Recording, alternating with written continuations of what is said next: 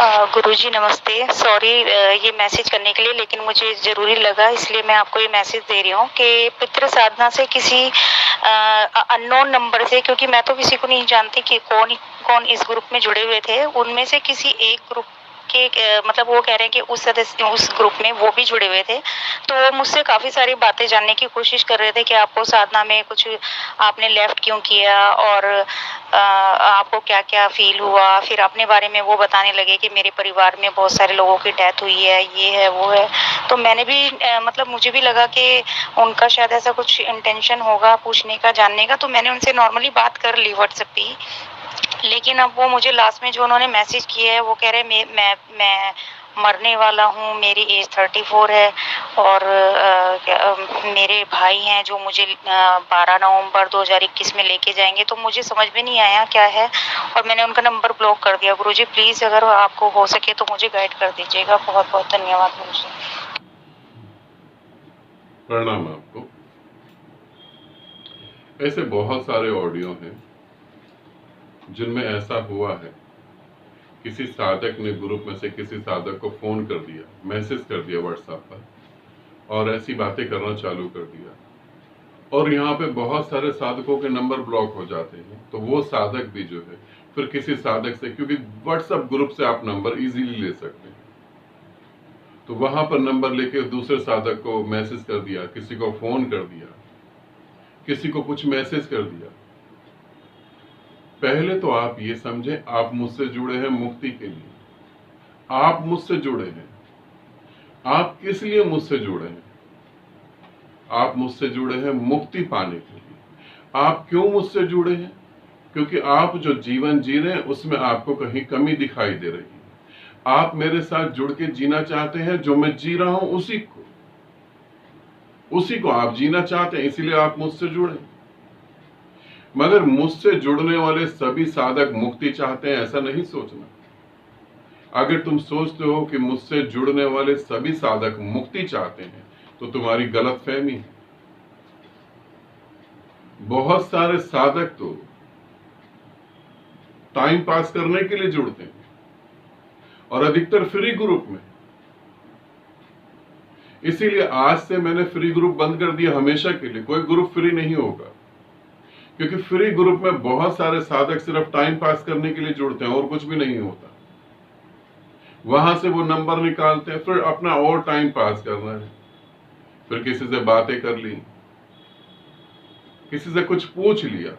जब मुझे कोई रिक्वायरमेंट होगी तो मैं तुम्हें डायरेक्ट कॉल करके तुमसे बात करूंगा और तुमसे पूछूंगा चीजें। मगर ग्रुप में से कोई तुम्हें कॉल करता है और तुमसे बातें पूछता है तो उसे कोई बात बताने की जरूरत नहीं। मैंने कहा साधना का अनुभव तुम बताओ, कुछ फर्क नहीं पड़ता। मगर ध्यान रखना, बहुत सारे साधक ऐसी स्थिति में आ जाते हैं जहां अनुभव तुम सिर्फ गुरु को ही बता सकते हो। इसीलिए कोई तुम्हारी साधना का अनुभव पूछे, उसे ये बोल सकते हो कि अपनी साधना से तुम मतलब रखो। साधक का अर्थ होता है जो अपने जीवन को संवारने की कोशिश कर रहा है। साधक का अर्थ होता है जो अपने जीवन को संवारने की कोशिश कर रहा है। साधक का अर्थ होता है जिसे अपने जीवन में कमी दिखे, उस कमी को दूर करे और परमात्मा से एक हो जाए। अगर कोई साधक तुम्हें ऐसा दिखाई देता है कि वो दूसरों को तंग करने की कोशिश कर रहा है, दूसरों का समय बर्बाद कर रहा है, इधर से बातें उठाकर उधर बता रहा है, तो तुम समझना वो साधक नहीं है। फिर चाहे वो कोई भी हो, वो साधक नहीं है। वो गुरु के मिलने के बाद भी सुधरना नहीं चाहता। जैसे सुअर गंदे पानी में रहता है, सुअर कीचड़ में रहता है, आप उसे कितना निला धुला दो, साफ पानी में बिठाओ तो वो फिर भाग जाएगा।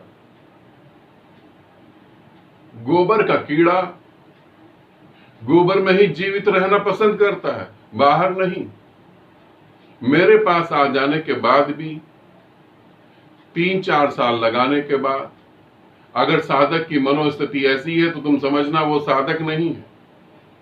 फिर दूर ही बनाए रखना, उससे नंबर ब्लॉक कर देना। और यदि तुम्हें कुछ पूछना हो तो आकाश का नंबर सभी के पास है, तुम सीधा पूछ लो कि ऐसी ऐसी बात हो रही है, क्या ये ठीक है या गलत। बहुत सारे साधक तो ग्रुप बनाकर पैसा कमाने के लिए जोड़ते हैं कि हम भी चले टेक्निक सीख लें और हम ग्रुप बना लें और फिर यहीं से लोगों को जोड़ना चालू कर दें। बहुत सारे ओशो के सन्यासी जुड़ते हैं, फिर ओशो का ग्रुप बना रखा, फिर यहां मैसेज सेंड कर देते हैं कि ओशो के ग्रुप में जुड़े आप, फिर ध्यान विधियां करें। फिर ध्यान विधियां तो बहुत दुनिया में फैली हुई हैं, तुम्हें बताएगा कौन क्या गलत और क्या सही। करो और पागल हो जाओ, पहले ही पागलपन कम थोड़ी ना। इसीलिए ऐसे साधक जो तुम्हें पर्सनल मैसेज करें, पर्सनल कॉल करें, सबसे पहला कदम तो यही उठाओ, उनके नंबर ब्लॉक करो, तुरंत उनके नंबर ब्लॉक करो। यहां बहुत कुछ ऐसा हो रहा है, गुरु को इस बात से कोई फर्क नहीं पड़ता, मगर मुझे पूरा फर्क पड़ता है। जो साधक मुक्ति पाने के लिए चल पड़ा, अभी समझ थोड़ी कोमल है, भटक सकता है, और ऐसे लोगों के साथ तो बिल्कुल भटक सकता है। अभी एक साधक का फोन आया 4 दिन पहले ही कि गुरुजी चेक जो मैं देना चाहता हूं वो किसके नाम से दूं, क्या अकाउंट नंबर है, पैसे कहां देने हैं। तो मैंने कहा कि जो ग्रुप बना है, जो नंबर आपको दिया ग्रुप में, उसी में दे दे। उन्होंने बोला नहीं, मेरे को तो 51,000 रुपए देने हैं आश्रम के लिए, क्योंकि आपके एक साधक ने बताया है कि 51,000 रुपए सभी लोग दे रहे हैं। मैं दान के पक्ष में नहीं हूं, ध्यान रखना। इसीलिए अगर मुझे तुमसे पैसा भी चाहिए होगा तो मैं सीधा बोलूंगा कि मुझे तुम पैसा दो, मगर मेरा कोई साधक तुम्हें बोलता है कि तुम पैसा दो और तुम किसी को पैसा दे भी रहे, तो मेरा उसमें कोई लेना देना नहीं, मुझे नहीं पता। हाँ, मुझे ग्रुप का पूरा पता है। आमीन प्रज्ञा का अगर ग्रुप है, आमीन ओजस का अगर ग्रुप है, आमीन सारथी का ग्रुप है, आकाश का ग्रुप है, तो ग्रुप के बारे में तो मुझे पूरा पता है। मगर तुम ये समझो कि तुम अगर कुछ और देना चाह रहे हो, वो किसके हाथ जा रहा है, कहां जा रहा है, वो मुझे नहीं पता। और ये फालतू की बातों से तुम अलर्ट हो जाओ। अभी एक साधिका है, बहुत अच्छी साधना चल रही, सुजाता दास, बॉम्बे में है। किसी साधिका ने उन्हें बोला कि गुरुजी आए और मेरे को दीक्षा देके चले गए, मेरे घर आए रात में और मेरे को दीक्षा देके चले गए। अभी तक तो मैंने शिविर में ही दीक्षा दी है, और किसी के घर आके मैं दीक्षा क्यों दूंगा, और वो भी रात में कौन सी दीक्षा हो रही है। ऐसे ऐसे लोग हैं, ये पागल हैं, ये ठग हैं। अगर इनको मुक्ति से मतलब नहीं है तो तुम्हारा समय जरूर बर्बाद करेंगे, तो आप नंबर सीधा ब्लॉक कर दो। और ज्यादा अच्छा हो, नंबर ब्लॉक करने से पहले जो है आकाश के नंबर पे वो नंबर सेंड करो कि ऐसा ऐसा इस नंबर से कॉल आई है, ऐसा इस नंबर से मैसेज आया है, और वो मैसेज भी सेंड कर दो। आकाश जो है सभी को वो नंबर देके ब्लॉक कर देगा। और एक बार तुम्हारा नंबर ब्लॉक होता है तो तुम इस दुर्भाग्य को समझ नहीं पाओगे। कितना बड़ा मौका तुमने गवा दिया, कितना बड़ा मौका तुमने गवा दिया। तुम परमात्मा हो सकते थे, अब भटको इधर उधर। इसे समझना, ऐसा कोई भी मैसेज किसी के पास आता तो वो रिप्लाई बिल्कुल नहीं करे। और कोई मेरे नाम पे पैसे मांगता है तो मेरे को जरूरत होगी मैं डायरेक्ट मांग लूंगा आप लोगों से, मगर आप नहीं करेंगे। कोई आपके साधना का अनुभव पूछता है, बहुत लोगों को ग्रुप चलवाना है, बहुत सारे गुरु बैठे हुए हैं, उनको अपने ग्रुप की ग्रोथ करनी है, अपनी तरफ साइड में लोगों को खींचना है। अब बातें तो पता नहीं उनको, अब अध्यात्म तो पता नहीं है। तो इसीलिए इन सभी लोगों से आप सावधान रहना, सतर्क रहना। कोई भी ऐसा व्यक्ति, कोई भी ऐसा साधक या साधिका ऐसी हरकत करती है तो आप नंबर दे सकते हैं। ज्यादा तंग करती है तो आप पुलिस में कंप्लेंट कर सकते हैं कि ये व्यक्ति मुझे परेशान कर रहा है। और नंबर ब्लॉक कर दें। ठीक है, ऐसा कुछ भी नहीं। और कोई ये कहता है, ये 2 घटनाएं घटी जो मैं तुम्हें बताने जा रहा हूं, जैसे तुमने बताया कि उस व्यक्ति ने साधना के बारे में पूछा, क्यों लेफ्ट हो गया, ये पूछा। अब इस व्यक्ति की साधना से कोई मतलब नहीं, इसे साधना से मतलब नहीं है। साधना ग्रुप में जो है और भी साधक थे, मगर इससे फीमेल से मतलब होगा, तो पूछा वो सब कुछ। और फिर मैं भी मरने जा रहा हूं या मेरा भाई मुझे ले जाएगा। टाइम है तो दूसरे के इमोशन से खेल लो, यहां मुक्ति का कोई मतलब नहीं है। एक अमेरिका से साधक जुड़े हुए थे, एक यहीं हिंदुस्तान की शादी करने, उन्हें उसी ग्रुप में वो भी थी, उसी ग्रुप में वो भी थे। उसने बहन बना लिया उसको, वो भी भाई बन गए। और फिर बहन भाई का खेल चालू हो गया। कभी उसका जन्मदिन आ जाता है, कभी उसके पति को कैंसर हो गया, वो वहां से पैसे भेजता रहा। अब इसके पति को कैंसर है, ट्रीटमेंट महंगा है, बच्चे को पैरालिसिस हो गया है और समस्याएं हैं। वो भाई जो है वो पैसे भेजता रहा। अचानक ही उसने एक दिन मेरे को बोला कि उनके पति को कैंसर था, वो ठीक हो गया। जब मैंने उस साधिका से पता करा कि तुम्हारे पति को कैंसर था, उसने कहा बिल्कुल नहीं, मेरी तो शादी ही नहीं हुई अभी, पति कहां से आ गया।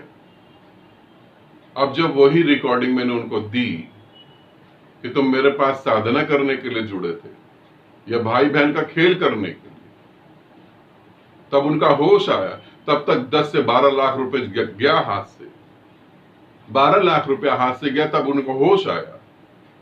ये घटना मेरे पास घट रही है ऐसा नहीं, ये सभी गुरुओं के पास घटती है। घर में बैठे बैठे बोर हो गए, चलो एक छोटा सा ग्रुप बना लेते हैं, अब डिस्कशन कर रहे हैं। तुम मुक्ति पाने के लिए आए थे, तुम सभी बंधनों से मुक्त होने के लिए आए थे या और नए बंधन बनाने आए थे? ऐसे साधकों से मेरा कोई, ऐसे साधकों को मैं साधक ही नहीं कहता। इसीलिए अगर ऐसे लोग तुम्हें परेशान करें, नंबर ब्लॉक कर देना। और मुझे तो लगता है कि ये वीडियो मेरे को हर महीने बना के दोबारा दोबारा देनी चाहिए, क्योंकि आए दिन कहीं ना कहीं से कोई आ जाता है कि ऐसा हो गया, इन्होंने ऐसा कह दिया। नंबर ब्लॉक कर दें, कुछ भी नहीं सुने। आप अगर मुझसे जुड़े हुए हैं तो मुक्ति के लिए जुड़े हैं, आप ऐसे एक जीवन को जीने की कोशिश कर रहे हैं। एक व्यक्ति ने ग्रुप बना लिया, थर्ड आई मेडिटेशन, और उसने कहा कि गुरुजी की परमिशन है और इस थर्ड आई में आपको 101% मुक्ति मिल जाएगी। उन्होंने मुझे ये विधि बता दी, जबकि मैं उसे जानता तक भी नहीं। ऐसे धोखेबाज लोगों से बचें,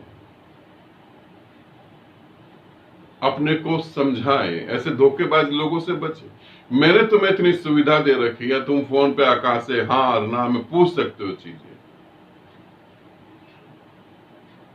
फिर भी तुम क्यों ठगे जाते हो? कहीं तुम्हारे भीतर तो कोई लालच नहीं? कहीं तुम भी तो मुक्ति नहीं पाना चाहते और टाइम पास करने के लिए मुझसे जुड़ गए? अब जैसे इस साधिका ने पूछा, वो बिल्कुल ठीक है। जैसे सुजाता दास ने पूछा, जैसे वो यूएसए से उन्होंने पूछा, ये बिल्कुल ठीक साधक है, मगर थोड़ा लेट हो गए वो तो। तुम सिर्फ अपनी मुक्ति पर फोकस रखो और कोई बात में नहीं। एक मेरी साधिका है, बरेली में है, वो यूपी पुलिस में है। उन्होंने एक बार मेरे को बताया, कोई मुझसे मदद मांग रहा था, वो ग्रुप का ही कोई साधक था, कि मेरी मदद करो। ऐसा कुछ भी नहीं है।